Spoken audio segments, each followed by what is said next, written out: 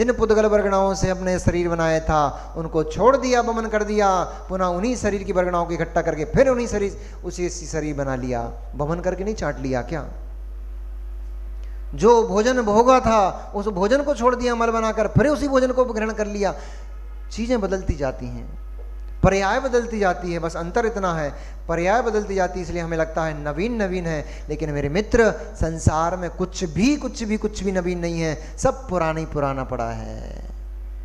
नए इन्वेंशन होते हैं, नई खोज होती है, नए नए तथ्य निकल करके आते हैं, नई नई वस्तुएं निकल कर आती। कुछ भी नया नहीं है, कुछ भी नया नहीं है। जो भी निकलेगा, जो भी बनेगा, उन पुद्गल वर्गणाओं से ही दिखाई देगा, उनके अलावा कुछ भी बनने वाला नहीं है।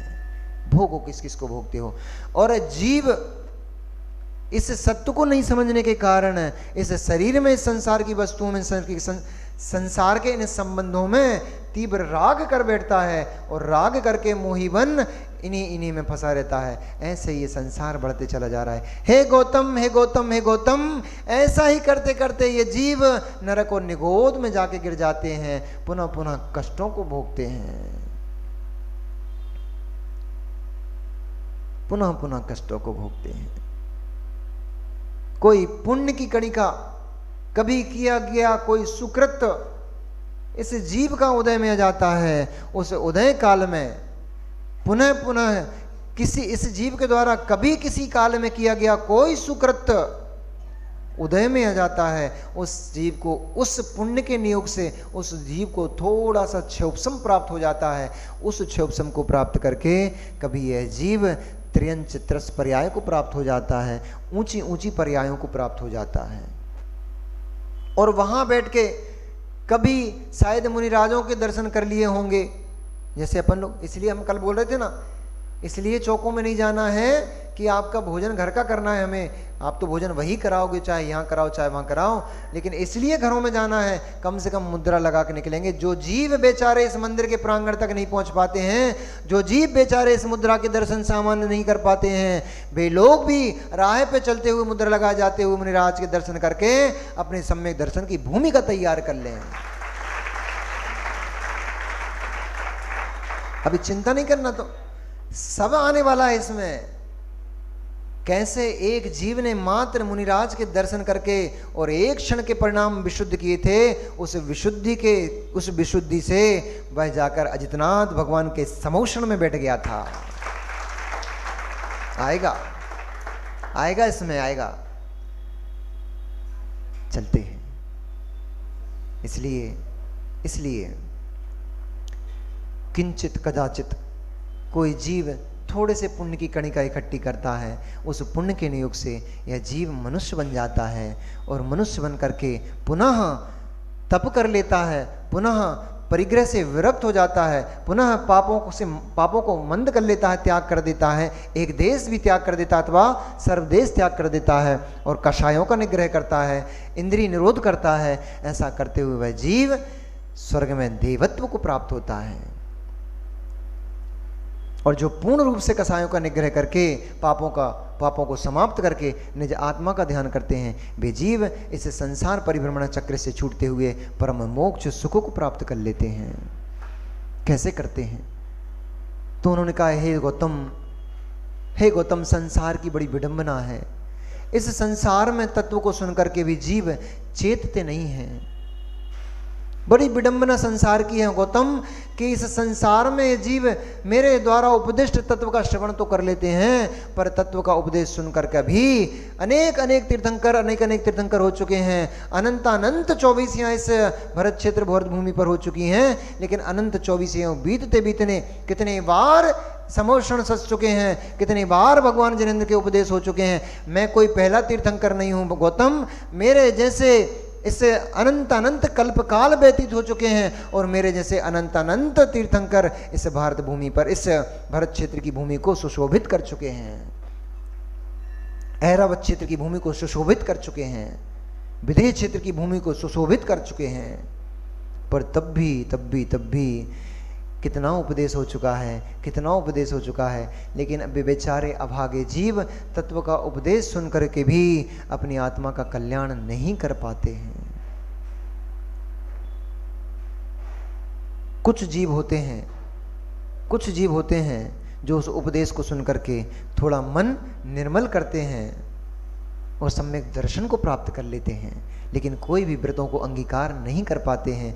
वे जीव मिथ्यात्व गुण स्थान से तो कम से कम ऊपर आ गए, सम्यक दृष्टि हो गए, सम्यक दर्शन को प्राप्त करके वे जीव अव्रत सम्यक दृष्टि कहलाते हैं। और वे जीव कम से कम उन्होंने इतना बड़ा काम तो कर लिया कि मिथ्यात्व की भूमि से निकल करके सम्यक दर्शन को प्राप्त कर लिया। अब वे जीव नियम से शीघ्र ही मोक्ष को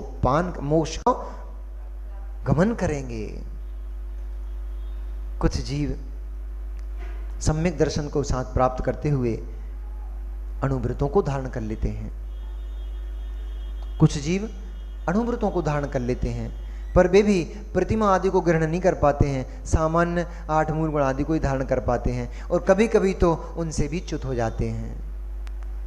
उनमें से ही कोई जीव जिनका प्रबल पुण्य कर्म का उदय होता है, कर्म काम कर रहा है, मां कर्म काम कर रहा है, उन जीवों का पुण्य कर्म का उदय थोड़ा और बढ़ जाता है तो उनकी भाव विशुद्धि बढ़ जाती है। भाव विशुद्धि बढ़ने से वे जीव प्रतिमा रूप व्रतों को धारण कर लेते हैं।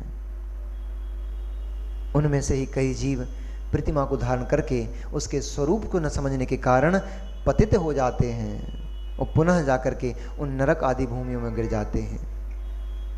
कुछ बिरले जीव वास्तव में उस व्रत आदि के महत्व को और स्वरूप को समझते हुए उनका निर्दोषता से पालन करते हैं और वे जीव ऊर्ध्वगमन करते हैं। उनमें से ही कोई जीव जो सम्यक दृष्टि हुए थे, वे बेचारे अभागे जीव सम्यक दर्शन से भी च्युत हो जाते हैं और पुनः अपना संसार बढ़ा लेते हैं, पुनः संसार में परिभ्रमण शुरू प्रारंभ हो जाता है। हाँ, इतना अवश्य हो गया उनके साथ, इतना अवश्य हो गया कि उनका टिकट कंफर्म हो गया है, रिजर्वेशन उनका कंफर्म हो गया है। अब वे जीव अर्धपुद्गल परावर्तन के अंदर अंदर नियम से मोक्ष प्राप्त कर ही लेंगे, लेकिन वो अर्धपुद्गल परावर्तन भी बहुत छोटा समय नहीं है, उसमें भी असंख्यात वर्ष निकल जाएंगे। फिर कोई जीव विशुद्धि को प्राप्त होता है और विशुद्धि को प्राप्त होकर के वह महाव्रतों को धारण करता है और महाव्रतों को धारण करके 28 मूल गुणों का पालन करता है, अपने व्रतों का निर्दोष पालन करते हुए, और वह जीव कर्मों की निर्जरा कर केवल ज्ञानी हो जाता है। हे गौतम, जैसे तुम्हारे सामने इस समूषण में और भी केवली भगवान हैं, भगवान के समूषण में और भी केवली हो जाते हैं, तो इस प्रकार से कई जीव केवल ज्ञान को प्राप्त हुए। भगवान आदिनाथ स्वामी के समय में कई सारे केवली भगवान उस समूषण में विराजमान थे। साक्षात तीर्थंकर भगवान केवली वे समूषण में गंधकुटी के ऊपर और कमलासन पर विराजमान थे। बाकी सभी केवली केवल 3 कटनी ऊपर उनकी गंधकुटी मात्र लगती है, समूषण पूरा नहीं लगता है, इसलिए वे अपने अपने स्थान पर गंधकुटी में विराजमान थे। अब भैया ऐसा है, बड़े लोग होते हैं तो छोटे लोगों की थोड़ी कीमत कम हो जाती है। बड़े लोग जब होते हैं, अधिक पुण्यात्मा जीव होते हैं, तो उनके सामने थोड़े कम पुण्यात्मा जीवों की चलती नहीं है। तो ऐसे ही अब जब साक्षात तीर्थंकर बैठे हैं तो वहाँ पे सामान्य केवलियों को गंधकुटी मिलती, हालांकि केवली भगवान गंधकुटी में ही बैठते हैं, वहाँ पर भगवान समूषण में बैठे और दिव्य ध्वनि को दे रहे हैं, वहीं केवली भगवान भी उसी गंधकुटी में बैठे, समूषण के अंदर गंधकुटी में बैठे होते हैं। ये भी दृश्य देखने लायक है कि केवल ज्ञानी, बहुत सारे केवल ज्ञानी बैठे हैं, ऐसा वह समूषण सजा हुआ है। और सुनते सुनते सभी आगाह नहीं रहे थे, उसी समय पर समय पूर्ण हो गया,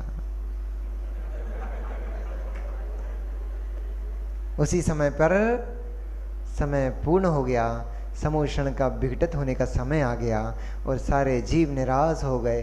ओ, अब भगवान की दिव्य ध्वनि अब कैसे सुनेंगे? जो आनंद आ रहा था, जो आनंद की प्राप्ति हो रही थी, वो आनंद कैसे मिलेगा?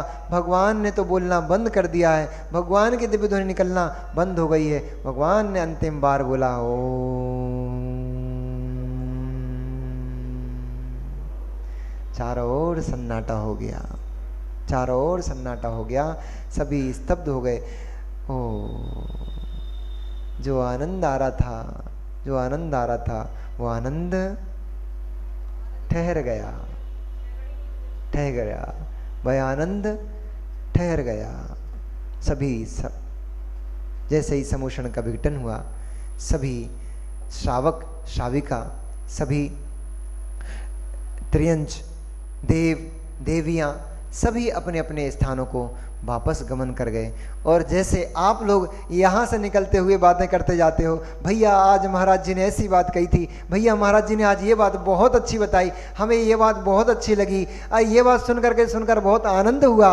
ऐसे ही समोषण से विहार करते हुए, समोषण से जाते हुए सभी लोग एक दूसरे से चर्चा कर रहे थे, एक दूसरे को बता रहे थे, भैया भगवान की दिव्य धुनी सरकार तो आज आनंद आ गया, जीवन में कभी ऐसा आनंद हमने प्राप्त नहीं किया, आज तो हमारी पर्याय धन्य हो गई, आज तो हमारा जीवन धन्य हो गया। ऐसे सभी बातें करते करते और अपने गृह धाम की ओर चले जा रहे थे।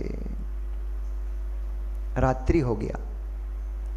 ऐसा लग रहा था जैसे साक्षात भगवान जिनेंद्र रूपी सूर्य को देख करके सूर्य को भी लज्जा आ गई और वो जा करके पश्चिम दिशा में समुद्र में डुबकी लगा गया, कूद गया। और आचार्य भगवान तो ऐसा लिखते हैं कि ऐसा प्रतीत हो रहा था लज्जा से युक्त होकर के सूर्य समुद्र में आत्महत्या करने के लिए कूद पड़ा।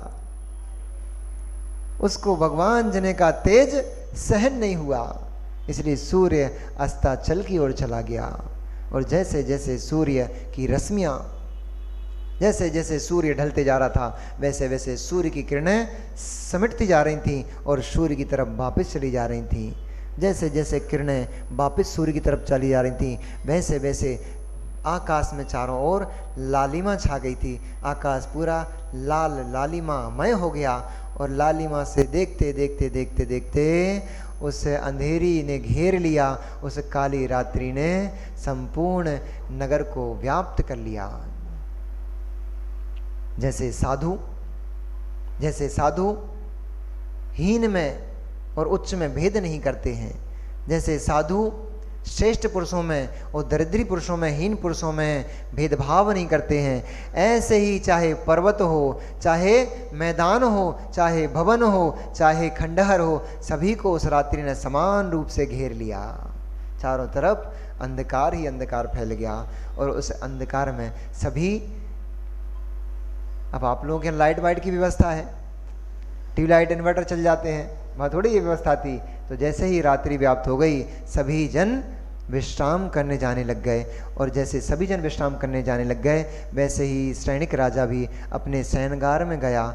लेकिन उसको कहाँ चैन आ रही थी, उसको कहाँ संतोष मिल रहा था, उसको तो बस एक बार बार उसकी नज़र में भगवान का समोषण झूल रहा था, भगवान का उपदेश करते हुए वह मंडल दिख रहा था, भगवान की मुद्रा दिख रही थी बार बार, उसको कहीं चैन नहीं मिल रहा था। वह जैसे ही शयन कक्ष में जाकर के और मखमल के गद्दे पर जाकर जैसे ही लेटा, उसको मखमल का गद्दा भी कहाँ आनंद दे रहा था। उसकी आंखों से नींद ओझल हो गई थी, उसको नींद नहीं आ रही थी। भैया जब ज़्यादा सुख के दिन होते ना तो नींद नहीं आती, ज़्यादा कष्ट हो जीव को तब भी नींद नहीं आती, और ज़्यादा हर्ष हो जीव को तब भी नींद नहीं आती। दुख के दिनों में कष्ट वेदन देता है, परेशान करता रहता है और आंखों से नींद ओझल हो जाती है। और अधिक हर्ष के दिन होते हैं तो अत्यंत हर्ष में भी नींद नहीं आती, करवट बदलता रहता है जीव, और करवट बदलते रहते चिंतन की धारा चलती रहती है। ऐसे ही अत्यंत हर्ष में वह राजा शयनिक बहुत हर्षित थे। होने की बात भी है, भगवान जिनेंद्र की वाणी सुनकर आए हैं, तत्व का उपदेश सुनकर आए हैं, इसलिए राजा शयनिक बहुत हर्षित थे। और इतने हर्षित उनकी आंखों में नींद ही नहीं आ रही थी। वे तो कभी इस करवट सोते तो कभी उस करवट सोते, फिर कभी उठ करके चलने लग जाते, फिर कभी पर्दों को खिसका करके बालकनी से झांकने लग जाते, फिर कभी पर्दों को वापस डाल करके पुनः सोने का प्रयास करते। पर उनको कहाँ चैन था, कहाँ नींद था। फिर लगा भगवान ने 3 लोक का वर्णन किया, इन 3 लोक के वर्णन में एक वर्णन करना हम भूल गए।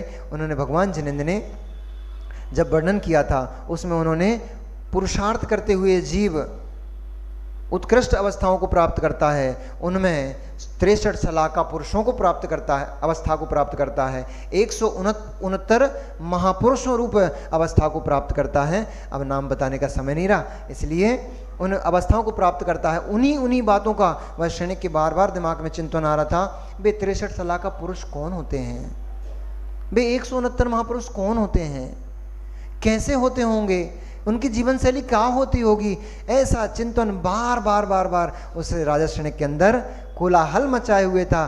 पूरी रात निकलती जा रही थी, मध्य रात्रि हो गई, नींद तो आंखों में थी नहीं, बस एक ही एक बात चली थी, हे बैरन रात्रि, हे बैरन रात्रि, तू जल्दी व्यतीत क्यों नहीं हो जाती, तू जल्दी से ढल जा ताकि भोर हो जाए, मैं पुनः भगवान के सम्मुखन को जाऊंगा, पुनः गौतम स्वामी के चरणों में जाऊंगा और वहां जाकर के मैं प्रश्न को पूछूंगा कि भगवान कृपया कर 63 सलाका पुरुषों का व्याख्यान तो कीजिए, 169 महापुरुषों का व्याख्यान तो कीजिए, इससे तो मैं अभी तक सुनी हूं।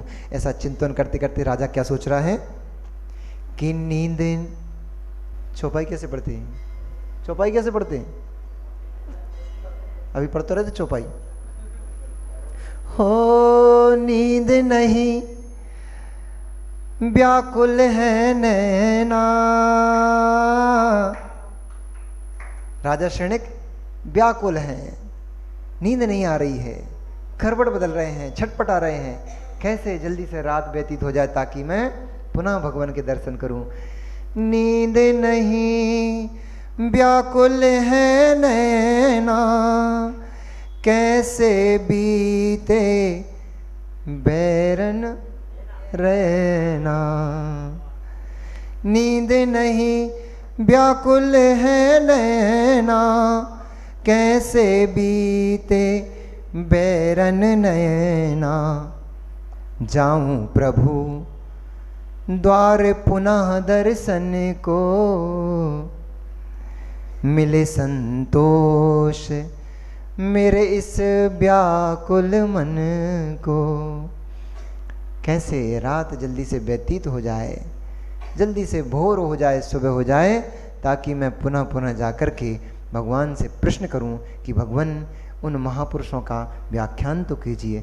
कल पुनः उन महापुरुषों के व्याख्यान के साथ, क्योंकि अपना भी समय हो गया, 10 मिनट ज़्यादा ही हो गए। वो राजा को कल बुलाते तो समझ नहीं आता, इसलिए आज नींद को बुलाने के लिए हमने 10 मिनट ज़्यादा खींच लिया, ताकि आपको भी तो पता हो कि राजा कितना छटपटा रहा होगा। अब कल वो प्रश्न जिनका था कि ये राजा शृणिक बीच में कहाँ से आ गए, साहुला जी प्रश्न था ना किसी का कल कि पद्म पुराण चारित्र चल रहा है, पद्म रामचंद्र जी का चारित्र चल रहा है, इसमें शृणिक का इतना बड़ा व्याख्यान क्यों चल रहा है? क्योंकि मित्र पद्म का जो पूरा व्याख्यान है, रामचंद्र जी का पूरा व्याख्यान है, उसको देने वाले शृणिक ही हैं। शृणिक ने ही प्रश्न किया, तब जाकर के पूरा ये व्याख्यान मिला। इसलिए कल वही प्रश्न करने वाले हैं कि रामचंद्र जी कौन थे, सुनेंगे कल। भगवान महावीर स्वामी की